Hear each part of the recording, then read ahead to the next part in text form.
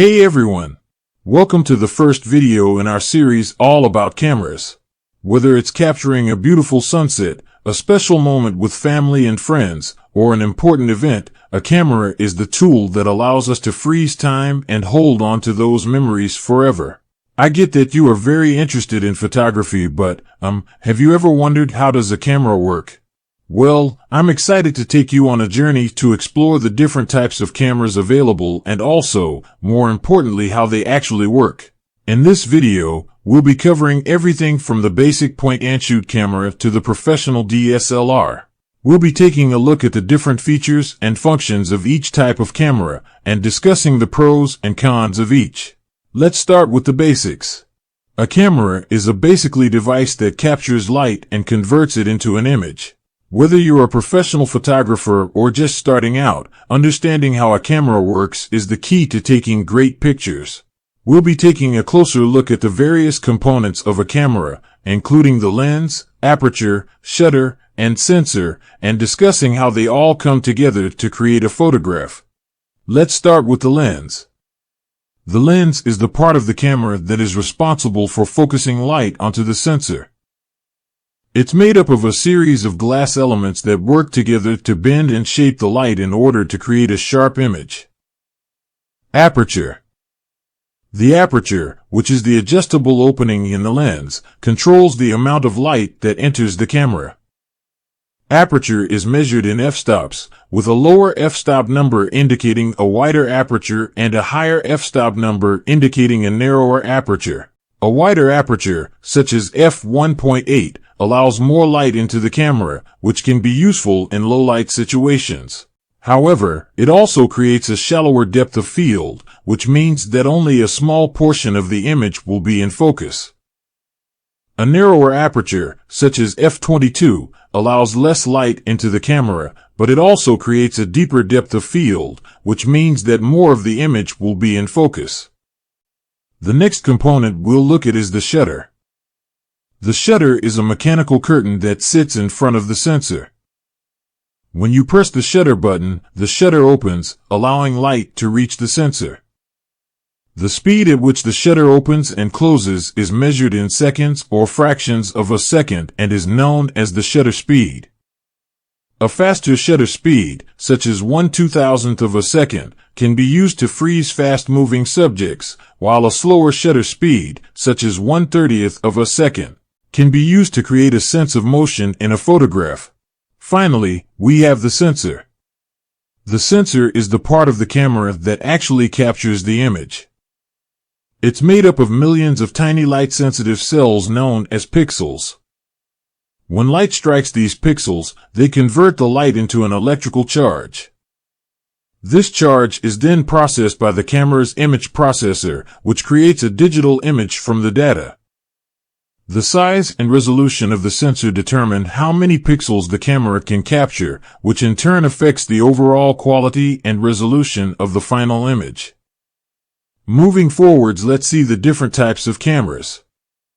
DSLR cameras.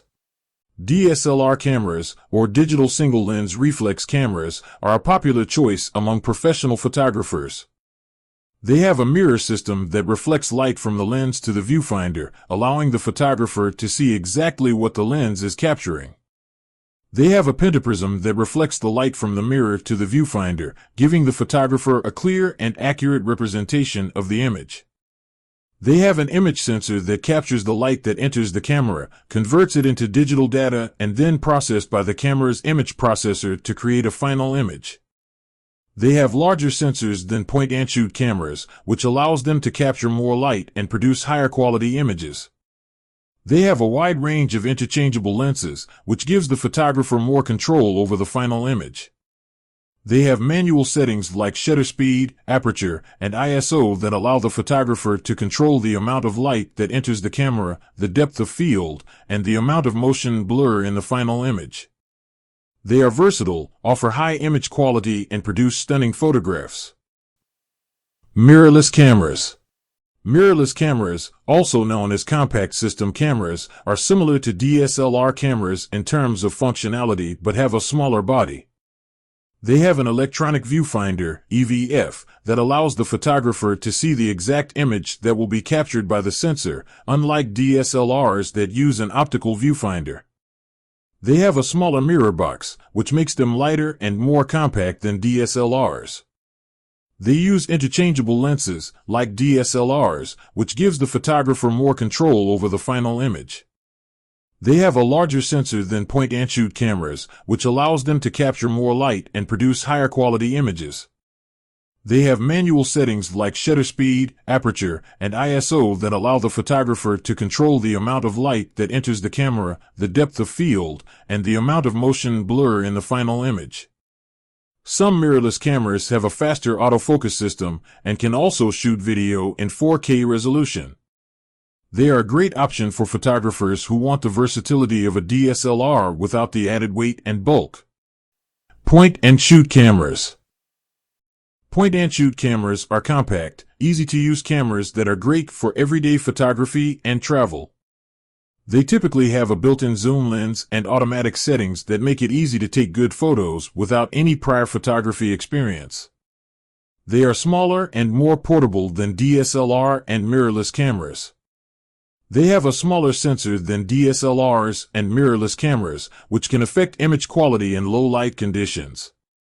They have fewer manual controls than DSLRs and mirrorless cameras, making them less versatile for advanced photography. They have built-in flash and sometimes an optical viewfinder. They are great for people who want to have a camera on hand for quick snaps and memories, but don't want to spend time adjusting settings or carrying around a larger camera. Bridge cameras. Bridge cameras, also known as super zoom cameras, are a type of camera that fall in between point-and-shoot and DSLR cameras.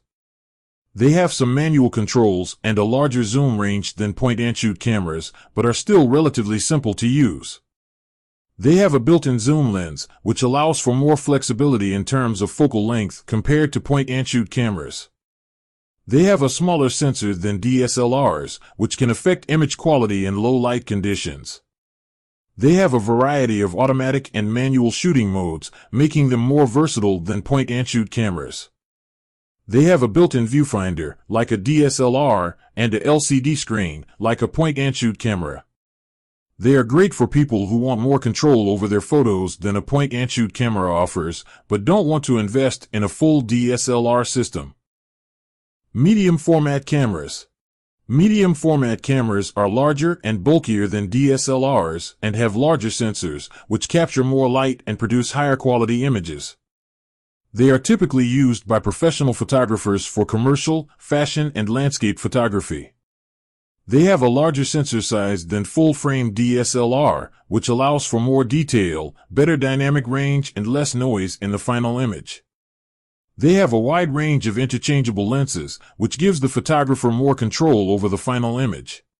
They have manual controls, like DSLRs, which allow the photographer to control the final image. They are more expensive than DSLRs and also slower in terms of autofocus and frame rate. They are great for professional photographers who need the highest image quality and the most control over their final images. Traditional film cameras.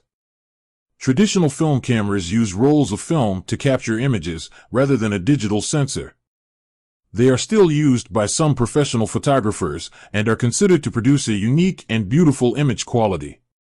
They have manual controls, like aperture, shutter speed, and ISO, which allow the photographer to control the final image. They require film to be loaded, exposed, and developed to produce a final image. They have a unique aesthetic and tonal quality that is different from digital cameras. They are less practical and more expensive than digital cameras in terms of cost per image. They are great for photographers who want the unique look and feel of film, or who want to experiment with alternative photography techniques. Polaroid cameras. Polaroid cameras, also known as instant cameras, are a type of camera that use instant film to produce prints instantly after the photo is taken. They have a built-in flash and a fixed lens. They have limited manual controls and typically only have a single aperture and shutter speed setting. They produce a physical print of the image, which can be a unique and fun way to share and display photos. They require instant film, which can be more expensive and harder to find than traditional film. They are less versatile than other types of cameras and are mainly used for nostalgic and fun photography. They are great for people who want a unique and nostalgic way to capture and share memories. Digital Cine cameras. Digital Cine cameras are specifically designed for film and video production. They have large sensors, which allows them to capture high-quality images with a shallow depth of field and high dynamic range. They are able to shoot in a cinematic format such as 4K or 8K resolution and at high frame rates. They have interchangeable lenses, like DSLRs, which gives the filmmaker more control over the final image. They have manual controls, like DSLRs, which allow the filmmaker to control the final image. They are more expensive than traditional video cameras and DSLRs, and are mainly used by professionals in the film and video industry. They are great for people who want to produce high-quality cinematic footage and want the most control over their final images. Action cameras. Action cameras are small, rugged cameras designed for capturing action and adventure sports. They are often worn on the body and can be used to capture footage from a first-person perspective. They are typically waterproof and resistant to extreme temperatures, dust, and shocks. They have built-in Wi-Fi and Bluetooth, which allows for easy sharing and remote control via a smartphone app. They have a wide-angle lens and can shoot in high-definition, HD, or 4K resolution. They have built-in image stabilization, and some models have voice control. They have limited manual controls and are mainly used for capturing action and adventure sports footage. They are great for people who want to capture high-quality footage of their adventures and activities without having to worry about the camera getting damaged. 360-degree cameras. 360-degree cameras are specialized cameras that capture a full spherical image or video, allowing the viewer to see the entire scene in all directions. They have multiple lenses, usually 2 or more, that capture images simultaneously from different angles, which are then stitched together to create a full spherical image or video. They allow for interactive viewing and can be used to create immersive virtual reality (VR) experiences. They have built-in Wi-Fi and Bluetooth, which allows for easy sharing and remote control via a smartphone app. They have limited manual controls and often rely on automatic settings and built-in image stabilization. They are great for creating immersive and interactive content, such as virtual tours, immersive video, and 360-degree video content. They are becoming more popular in a variety of fields such as real estate, tourism, and entertainment. Rugged cameras. Rugged cameras are cameras that are designed to withstand harsh conditions such as extreme temperatures, dust, water, and shocks. They are often waterproof and can be used underwater, and also have a durable, shock-resistant body. They have built-in Wi-Fi and Bluetooth, which allows for easy sharing and remote control via a smartphone app. They have a variety of shooting modes, including automatic and manual controls. They have limited manual controls and often rely on automatic settings and built-in image stabilization. They are great for outdoor activities such as hiking, camping, and water sports, as well as for industrial and commercial use. They are becoming more popular in a variety of fields such as construction, outdoor tourism, and adventure sports. That's all for today's video. I hope you found this video informative and helpful. I have grouped the entire tutorial videos into a playlist for your convenience. Thanks for watching, and don't forget to like, share, and subscribe. See you in the video 2 of this course.